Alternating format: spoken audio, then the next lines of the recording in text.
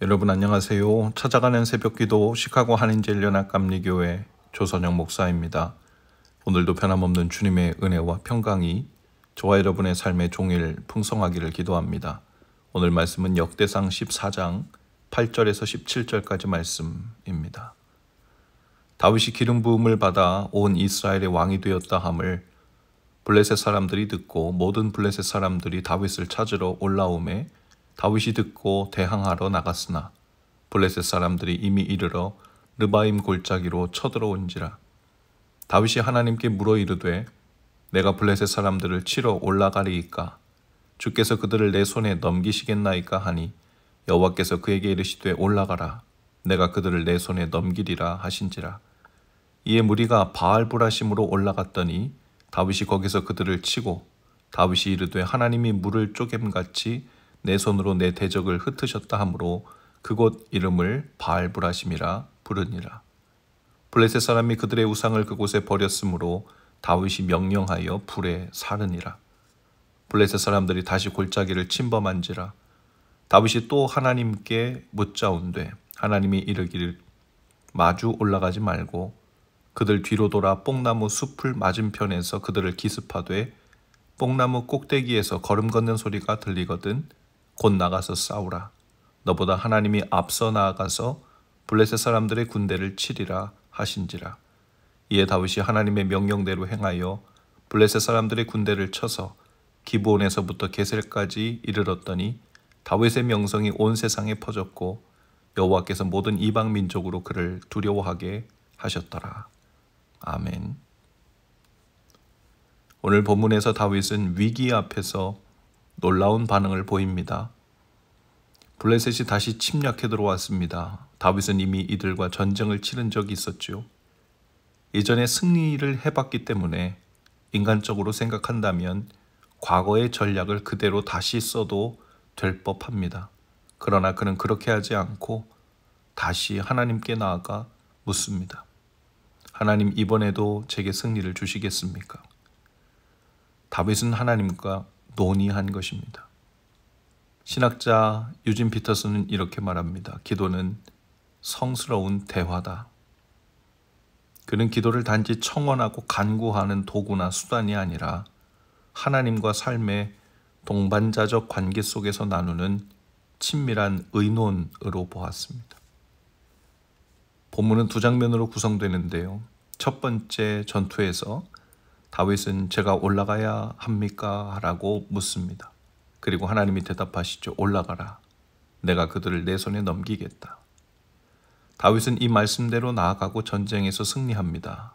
다윗은 그곳을 바알브라심이라고 부릅니다. 하나님께서 물을 쪼개듯 내 원수들을 쪼개셨다라는 뜻이라고 했습니다. 쪼개다라는 동사는 바로 얼마 전 우사의 죽음을 묘사할 때 사용되었던 단어입니다. 우사가 하나님의 거룩함 앞에서 경솔하게 행동했을 때 쪼개진 자였다면 이제는 하나님의 뜻에 귀 기울인 자의 손에서 원수들이 쪼개집니다.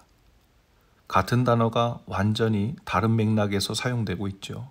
그 차이는 다윗의 태도에 있었습니다. 바로 하나님과 논의하고 의논한 다윗의 태도에 있었죠. 두 번째 전투는 또다시 블레셋과의 전쟁에서 나타나는데 다윗은 이제 더 큰 여유를 가집니다. 그는 이번에도 기도하죠. 그리고 하나님은 이전과는 다른 전략을 주십니다. 정면으로 가지 말고 뽕나무 숲을 돌아가라. 그리고 나뭇잎 사이로 걸음소리가 들리거든 그때 나아가라. 이것은 단지 군사 전략이 아닙니다. 하나님께서 다윗과 얼마나 친밀하게 동행하고 인도하고 계신가에 대한 표현이죠. 하나님께서 마치 전투 중의 분대장처럼 다윗에게 세밀하게 그 길을 인도하고 계십니다. 전쟁을 준비하는 다윗에게 하나님은 원수들의 걸음 걷는 소리를 들으라고 하십니다. 이 얼마나 섬세한 음성인가요? 하나님은 다윗의 삶에 침묵으로 응답하지 않으시고 다윗의 기도에 전략으로, 타이밍으로, 그리고 소리로 응답하십니다. 하나님은 묻는 자와 논의하십니다. 철학자 파스칼은 이렇게 말합니다. 하나님은 숨어 계신 분이시지만 찾아오는 자에게는 반드시 자신을 드러내신다. 하나님은 강요하지 않으십니다. 그러나 구하는 자에게 길을 주시고 묻는 자에게 말씀하십니다. 사랑하는 여러분, 우리에게도 이 다윗이 누렸던 특권이 일찍부터 이미 주어져 있습니다. 하나님의 뜻을 묻는 삶, 하나님의 지혜를 기다리는 삶, 그리고 무엇보다 하나님과 함께 동행하며 살아가는 삶이라는 엄청난 특권이 주어져 있죠.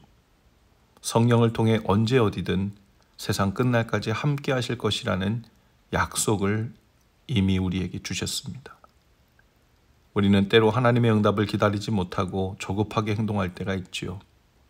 다윗도 그랬던 적이 있습니다. 언약궤를 옮길 때 절차를 무시한 채 자신이 옳다고 효율적이라고 여긴 방식대로 움직였고 그 결과는 슬픈 희생으로 귀결되었습니다. 하지만 오늘 본문에서 우리는 달라진 다윗을 봅니다. 하나님께 의논하고 묻는 다윗을 만납니다. 그는 자기 뜻이 아닌 하나님의 뜻에 길을 묻는 자로 변했습니다. 그리고 응답을 듣죠. 그리고 그 응답에 따라 순종으로 행동합니다. 다윗이 걸었던 길, 하나님과 의논하며 나아갔던 그 삶의 방식은 곧 우리에게 주어진 하나님의 초대와 같습니다. 우리 일상 속에서 또 모든 결정 속에서 우리의 관계와 선택 속에서 주님과 논의하시기 바랍니다. 성령께서 우리의 논의드리는 소리에 어떻게 말씀하시고 대답하시는지 묻는 자에게 때로는 말씀을 통해, 때로는 주위 사람들을 통해, 때로는 성령의 깊은 감동을 통해 대답하시고 인도하시는 것을 선명하게 듣게 될 것입니다.